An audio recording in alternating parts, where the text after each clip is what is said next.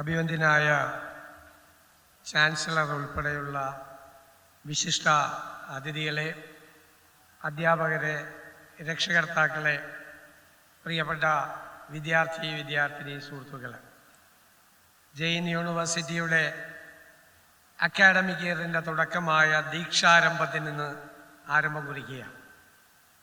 യഥാർത്ഥത്തിൽ ഇതൊരു ദീക്ഷയാണ്.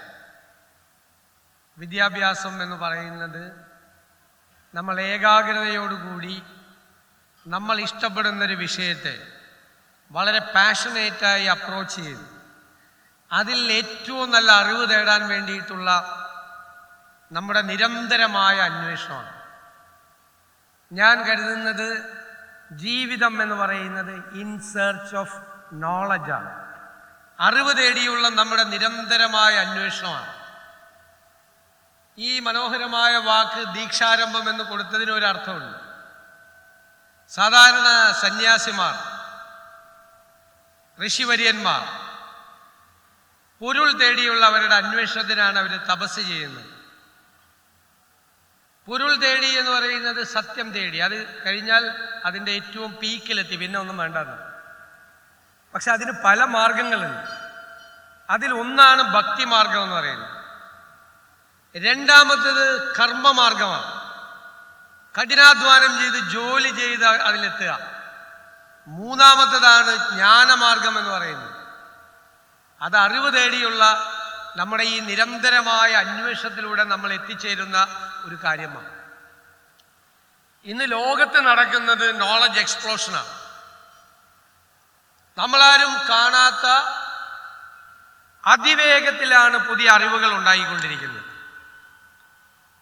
നമ്മളിപ്പോൾ ഇവിടെ ഇരിക്കുമ്പോൾ തന്നെ ലോകത്തിൻ്റെ വിവിധ ഭാഗങ്ങളിൽ മില്യൺസ് ഓഫ് ഡോളർ സ്പെൻഡ് ചെയ്തുകൊണ്ട് റിസർച്ചുകൾ നടക്കുക. എല്ലാ വിഷയങ്ങളിലും റിസർച്ചുകൾ നടക്കുക. പുതിയ പുതിയ അറിവുകൾ വരിക. എഞ്ചിനീയറിംഗ് കോളേജിൽ പഠിക്കുന്ന കുട്ടി പഠിച്ച് പുറത്തിറങ്ങുമ്പോൾ പഠിച്ച കാര്യങ്ങൾ ഔട്ട്ഡേറ്റഡ് ആവുകയാണ്. ഇന്നത്തെ ഏറ്റവും വലിയ വെല്ലുവിളി നോളജ് അപ്ഡേറ്റ് ചെയ്യുക എന്നുള്ളതാണ്. വേഗത്തിലാണ് ഈ അറിവുകളെല്ലാം ഉണ്ടായിക്കൊണ്ടിരിക്കുന്നത്. ആർട്ടിഫിഷ്യൽ ഇൻ്റലിജൻസിൻ്റെ കാര്യമാണ് എവിടെ ചെന്നാലും ചർച്ച. ആർട്ടിഫിഷ്യൽ ഇൻ്റലിജൻസിൻ്റെ കാര്യത്തിൽ മാത്രമല്ല, ചരിത്രത്തെക്കുറിച്ച് ആർക്കിയോളജിക്കൽ എക്സ്കവേഷനിൽ, ജനറ്റിക് എഞ്ചിനീയറിംഗിൽ തുടങ്ങി ലോകത്തിലെ എല്ലാ വിഷയങ്ങളിലും അത്ഭുതകരമായ മാറ്റമുണ്ടാവുകയാണ്. നമ്മളിപ്പോൾ ഉദാഹരണം പറയാം. നമ്മൾ പറയും നമ്മൾ വെളുത്തവർ, നമ്മൾ ആര്യന്മാർ, ബാക്കി കറുത്തവരെല്ലാം വേറെ. കുറേ പേരങ്ങനെ പറയുമല്ലോ. അതിലൊന്നും ഒരു കാര്യമില്ലെന്നാണ് ഇപ്പോഴത്തെ പുതിയ കണ്ടുപിടുത്തം, ചരിത്രത്തിലെ കണ്ടുപിടുത്തം. എന്താണ്? എല്ലാവരും ഔട്ട് ഓഫ് ആഫ്രിക്കൻസ് ആയിരുന്നു. നമ്മുടെ പൂർവികരായിട്ടുള്ള എല്ലാവരും ജീവിച്ചിരുന്നത് ആഫ്രിക്കയിലാണ്. ആഫ്രിക്കയിൽ നിന്നാണ് അവർ യാത്ര തിരിച്ചത്. ഇന്ത്യയിലേക്ക് ഇപ്പോൾ അവർ വന്ന മാർഗത്തെക്കുറിച്ചുള്ള പുതിയ പുസ്തകം ഇറങ്ങിയിട്ടുണ്ട്. അതായത് അവർ ആദ്യം വന്നത് അഫ്ഗാനിസ്ഥാൻ വഴിയാണ് നോർത്ത് ഇന്ത്യയിൽ എത്തിയത്, ആദ്യത്തെ ബാച്ച്.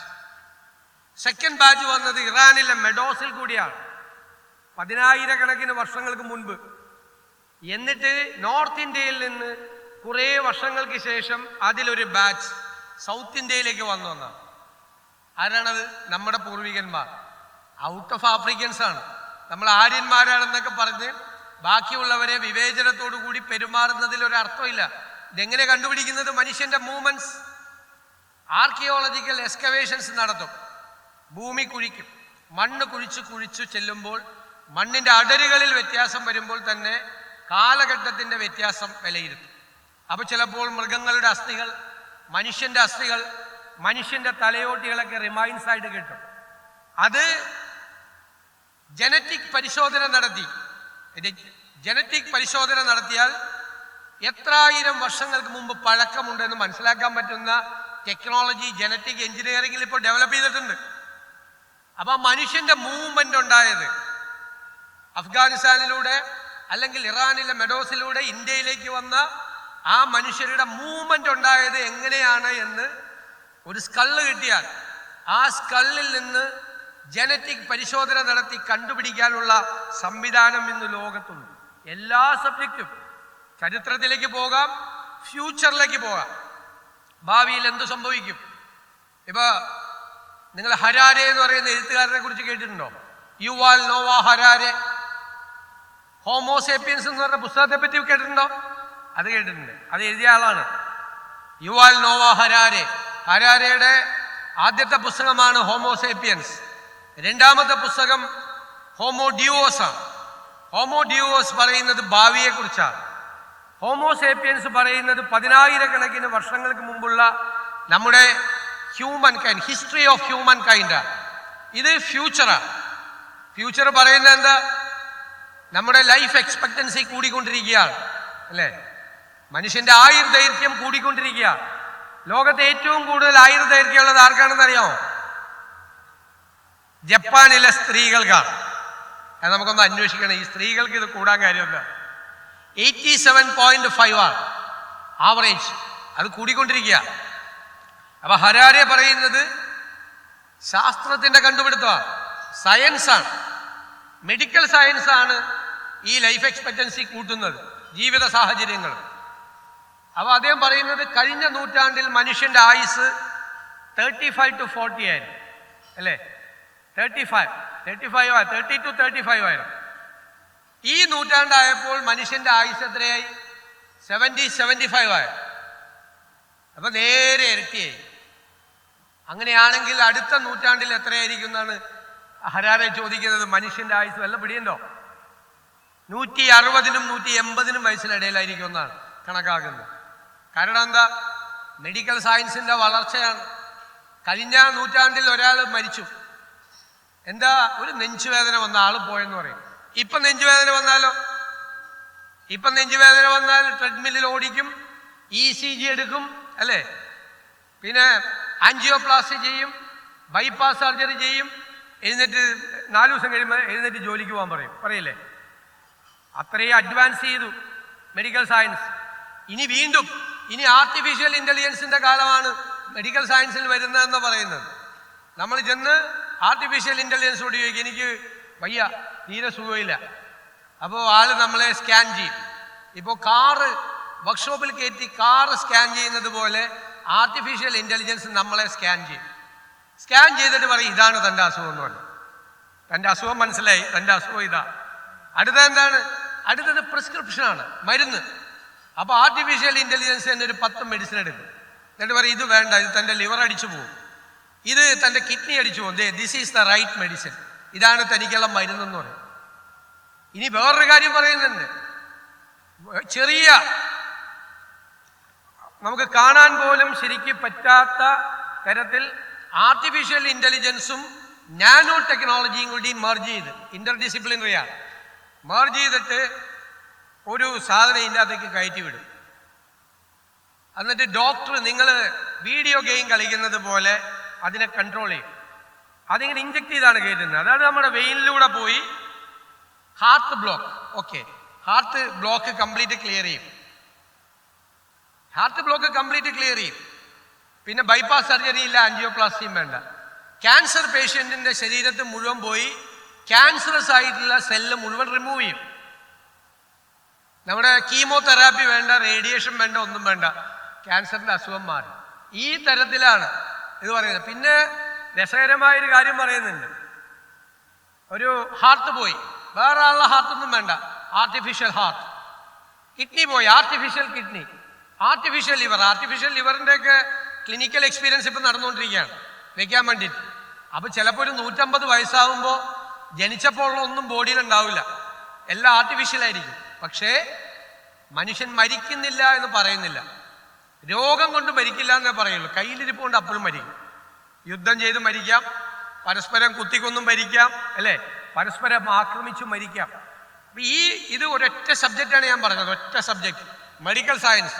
അതുണ്ടാക്കാൻ പോകുന്ന ഇമ്പാക്റ്റാണ്. അപ്പോൾ ഓരോ സബ്ജക്റ്റിനും ആ സബ്ജക്റ്റ് ഉണ്ടാകുന്ന നോളജ്, ആ നോളജ് ഉണ്ടാക്കാൻ പോകുന്ന ഭയങ്കര റെവല്യൂഷണറി ആയിട്ടുള്ള ഒരു ചേഞ്ചാണ് നമ്മുടെ സൊസൈറ്റിയിൽ. അപ്പം ഇപ്പോൾ എന്താ, ഇന്നവേറ്റീവ് ആയിട്ടുള്ള കാര്യങ്ങളാണ് എല്ലാവരും ആലോചിക്കുന്നത്, പുതിയ കാര്യങ്ങളാണ് ആലോചിക്കുന്നത്. ഞാനിപ്പോൾ പറഞ്ഞു ആർട്ടിഫിഷ്യൽ ഇൻ്റലിജൻസിനെ കുറിച്ച് തന്നെ പറയുന്നത്, അതിലെ ഏറ്റവും എക്സ്പേർട്ടായിട്ടുള്ള ഒരാൾ എഴുതിയ ബുക്കാണ് സിംഗുലാരിറ്റി ഈസ് നിയറർ. അത് റേ കേഴ്സ്വെല്ലിൻ്റെ പുസ്തകമാണ്, സിംഗുലാരിറ്റി ഈസ് നിയറർ. അദ്ദേഹം പറയുന്ന കേട്ടാൽ നമ്മൾ ഷോക്കായി പോകും. ഈ ഡെക്കേഡ് അവസാനിക്കുമ്പോൾ ആർട്ടിഫിഷ്യൽ ഇൻ്റലിജൻസ് ഹ്യൂമൻ ഇൻ്റലിജൻസിൻ്റെ ഒപ്പമെത്തും. പിന്നെ ഒരു 4-5 വർഷം കഴിയുമ്പോൾ ഈ പോക്ക് പോയാൽ അവൻ ഹ്യൂമൻ ഇൻ്റലിജൻസിനെ ബൈപ്പാസ് ചെയ്യും, സൂപ്പർ ഇൻ്റലിജൻ്റ് ആവും. ആരാ? Artificial intelligence. നിങ്ങൾ ആലോചിച്ചോളണം, in the history of humankind first time a creation of humankind is bypassing the intelligence, the human intelligence, and he is becoming the super intelligent. വലിയ അത്ഭുതമാണ്. അതിനെക്കുറിച്ച് ഈ ഹരാരയുടെ പുതിയ പുസ്തകമുണ്ട്, നെക്സസ് എന്ന് പറയുന്നത്, കഴിഞ്ഞ വർഷം ഇറങ്ങിയതാ. അതിൽ നല്ല രസകരമായിട്ട് പ്ലേസ് ചെയ്യുന്നുണ്ട്. മനുഷ്യന്റെ ക്രിയേഷനെ കുറിച്ചാണ്. മനുഷ്യൻ എന്തെല്ലാം ഉണ്ടാക്കി, വലിയ കടാര ഉണ്ടാക്കി അല്ലേ, എത്ര പേരെ കുത്തിക്കൊല്ലാം കടാര വെച്ച്. പക്ഷെ കടാര നീ ഇവിടെ കൊണ്ടുവന്ന് വെച്ച് കഴിഞ്ഞാലോ പാവല്ലേ, തന്നെത്താൻ എഴുന്നേറ്റ് നിങ്ങളെ ആരെയും കുത്തോ? ഇല്ല. ഒരു ഫുൾ ഓർഡർ റിവോൾവർ എത്ര പേരെ വെടിവെച്ചു കൊല്ലാം. പക്ഷെ ഈ ടേബിളിൽ ഇരുന്നാൽ ഒറ്റയ്ക്ക് പോയി നിങ്ങൾ ആരെയും വെടിവെച്ചുവല്ലോ. അതിനേക്കാൾ കുഴപ്പമാണ് ബോംബ്. ബോംബ് ഒറ്റയ്ക്കൊരു പ്ലെയിനിൽ കയറി ഉക്രൈനിലും പാലസ്തീനിലും പോയി ബോംബിടുമോ? നോ. അവിടെയെല്ലാം ഹ്യൂമൻ ഇന്റർവെൻഷൻ വേണം. പക്ഷേ ആർട്ടിഫിഷ്യൽ ഇന്റലിജൻസിന് അത് വേണ്ട. ഒരു സ്റ്റേജ് കഴിഞ്ഞാൽ he can act himself. അതാണ് ആ കാലത്തേക്കാണ് നിങ്ങൾ കാലെടുത്ത് വയ്ക്കുന്നത്. അതേക്കുറിച്ചാണ് നിങ്ങൾക്ക് ഓർമ്മ വേണ്ടത്. ആ ഒരു പുതിയ കാലത്തേക്ക്. ഇപ്പൊ തന്നെ പറഞ്ഞു, ഒരു തൊഴിൽ പെട്ടെന്ന് ഇല്ലാതാവുകയാണ്, ഒരു ജോബ് ഇല്ലാതാവുകയാണ്. Nature of jobs have been changing very fast. അല്ല, one fine morning a job is closed. ഇല്ല, ഇപ്പൊ കണ്ടില്ല, ഇവിടെ ഒരു കമ്പനിയിൽ വിളിച്ചു പറഞ്ഞു, അവർ ചെന്നപ്പോഴാണ് പറഞ്ഞത്, ഓക്കെ നിങ്ങളെല്ലാവരും പോവാം, തിരിച്ചു പോവാം, കമ്പനിയിൽ നിന്ന് പോവാം. കാരണം എന്താ? Company is becoming AI controlled. നിങ്ങളുടെ ആവശ്യമില്ല. 800 പേരെയാണ് ഈ കാക്കനാട് ഒരു കമ്പനിയിൽ നിന്ന് കഴിഞ്ഞ ദിവസം പിരിച്ചു വിട്ടത്. പറഞ്ഞു വിടുക. പക്ഷെ നമ്മൾ മനസ്സിലാക്കേണ്ടത്, ഒരു സ്ഥലത്ത് ഒരു ജോലി സാധ്യത അടയുമ്പോൾ വേറൊരു സ്ഥലത്ത് ജോലി സാധ്യത തുറക്കപ്പെടുന്നുണ്ട്. അതുകൊണ്ടാണ് ഈ ഗവൺമെന്റ് ആദ്യം ചെയ്തത് ഗ്ലോബൽ ജോബ് വാച്ച് ടവർ ഉണ്ടാക്കി. ഞങ്ങൾ സെക്ടറായിട്ട് തിരിച്ചിട്ട് രാജ്യത്തിനകത്തും പുറത്തുമുള്ള എക്സ്പേർട്സിനെ വയ്ക്കാൻ പോവാം. ഓരോ സെക്ടറിലും they are observing what is happening in the job world. According to that, we will restructure our curriculum. അതാണ് നമ്മുടെ പ്ലാൻ. അതനുസരിച്ചിട്ട് പുതിയ അക്കാഡമിക് പ്രോഗ്രാമുകൾ ഉണ്ടാകണം. എനിക്ക് ജെയിൻ യൂണിവേഴ്സിറ്റിയോട് പറയാനുള്ളത്, കേരളത്തിൽ ജെയിൻ യൂണിവേഴ്സിറ്റി അതിന് ലീഡ് ചെയ്യണം. പുതിയ അക്കാഡമിക് പ്രോഗ്രാമുകൾ, ലോകത്തെ മാറ്റത്തിനനുസരിച്ചുള്ള കറസ്പോണ്ടിങ് ആയിട്ടുള്ള അക്കാഡമിക് പ്രോഗ്രാമുകൾ ഉണ്ടാകണം. ഒരു കുട്ടിയും പുറത്തേക്ക് പോവില്ല. ഈ യൂണിവേഴ്സിറ്റിയിൽ പഠിക്കാൻ കേരളത്തിന് പുറത്തു നിന്ന്, രാജ്യത്തിന് പുറത്തു നിന്ന് കുട്ടികൾ വന്നിട്ടില്ലേ? അതുപോലെ കേരളത്തെ നമുക്കൊരു എഡ്യൂക്കേഷൻ ഡെസ്റ്റിനേഷൻ പോയിന്റ് ആക്കി മാറ്റണം. നമ്മുടെ കുട്ടികൾ അവിടെ പഠിക്കണം, പുറത്തു നിന്നുള്ള കുട്ടികൾ പഠിക്കണം. നല്ല ക്ലൈമറ്റാണ്, ലോ ആൻഡ് ഓർഡർ സിറ്റുവേഷൻ വളരെ ഓക്കെയാണ്. പേരൻസിന് കുട്ടികളെ പഠിക്കാൻ അയക്കാൻ പറ്റിയ ഏറ്റവും ബെസ്റ്റ് സ്ഥലം കേരളമാണ്. നമ്മൾ അതുകൊണ്ടാണ് നോളജ് വാലി തുടങ്ങിയ ലെഗസി യൂണിവേഴ്സിറ്റീസ് വരികയാണ് കേരളത്തിൽ. അക്കാഡമിക് പ്രോഗ്രാമുകൾ പുതിയതുണ്ടാവും.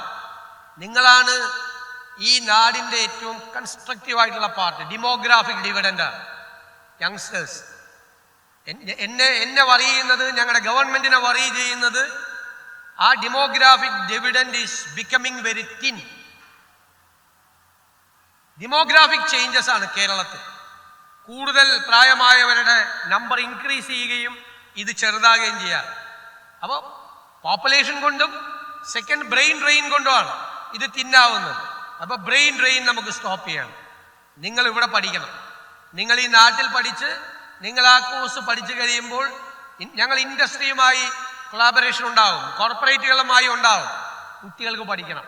കുട്ടികൾക്ക് പഠിക്കാനുള്ള സൗകര്യം, കുട്ടികൾക്ക് ജോലി കിട്ടാനുള്ള സൗകര്യം നമ്മുടെ നാട്ടിൽ തന്നെ ഉണ്ടാക്കണം എന്നതാണ് നമ്മുടെ സ്വപ്നം. നിങ്ങൾ നിങ്ങളുടെ മാതാപിതാക്കളോടൊപ്പം ഉണ്ടാകണം. നിങ്ങൾ നിങ്ങളുടെ മാതാപിതാക്കളുടെ സ്വപ്നം മാത്രമല്ല, ഞങ്ങളുടെ കൂടി സ്വപ്നമാണ് നിങ്ങൾ. ഈ നാടിൻ്റെ സ്വപ്നം കൂടിയാണ് നിങ്ങൾ.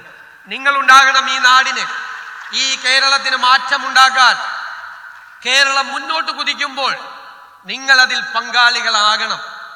അതിനു വേണ്ടിയിട്ടുള്ള മാറ്റങ്ങൾക്കാണ് നമ്മളിവിടെ തുടക്കം കുറിക്കുന്നത്. പിന്നെ കേരളത്തിലൊരു സ്വഭാവമുണ്ട്, എന്ത് മാറാൻ പോയാലും അപ്പോൾ വെറുതെ കുഴപ്പമുണ്ടാക്കും, വെറുതെ ബഹളം ഉണ്ടാക്കും, അൺനെസസറി ആയിട്ടുള്ള ഡിബേറ്റുകൾ ഉണ്ടാവും. അതൊക്കെ ഉണ്ടാവട്ടെ.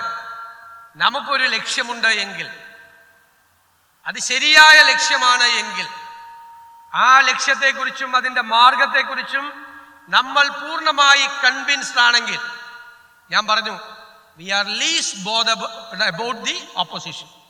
എന്നുവെച്ചാൽ പ്രതിപക്ഷത്തെക്കുറിച്ചല്ല ഞാൻ പറഞ്ഞത്, അതിനെതിരായിട്ട് നടത്തുന്ന എന്ത് ക്യാമ്പയിൻ, ഏത് നല്ല കാര്യത്തിനെതിരായി ആര് ക്യാമ്പയിൻ നടത്തിയാലും അത് മൈൻഡ് ചെയ്യില്ല, അതുമായി മുമ്പോട്ട് പോകും.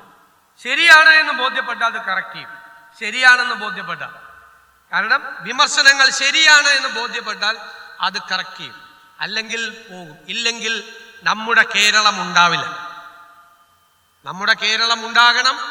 നമ്മുടെ വരാനിരിക്കുന്ന തലമുറകൾ വളരെ സന്തോഷത്തോടു കൂടി നന്നായി പഠിച്ച് മിടുമിടുക്കന്മാരും മിടുമിടുക്കികളുമായി ഒരുപാട് ഉയരങ്ങളിലേക്ക് അവരെ കൈപിടിച്ചു കൊണ്ടുപോകാനുള്ള ബാധ്യത ഈ ഗവൺമെന്റിനുണ്ട്. ആ ഗവൺമെന്റ് ഉത്തരവാദിത്വം നിറവേറ്റും എന്ന വാക്ക് മാത്രം നിങ്ങൾക്ക് നൽകിക്കൊണ്ട് ഈ ചടങ്ങിന് എല്ലാവിധ നന്മകളും നേർന്നുകൊണ്ട് ഞാൻ ഈ പരിപാടി ഉദ്ഘാടനം ചെയ്തതായി അറിയിക്കുന്നു. നന്ദി.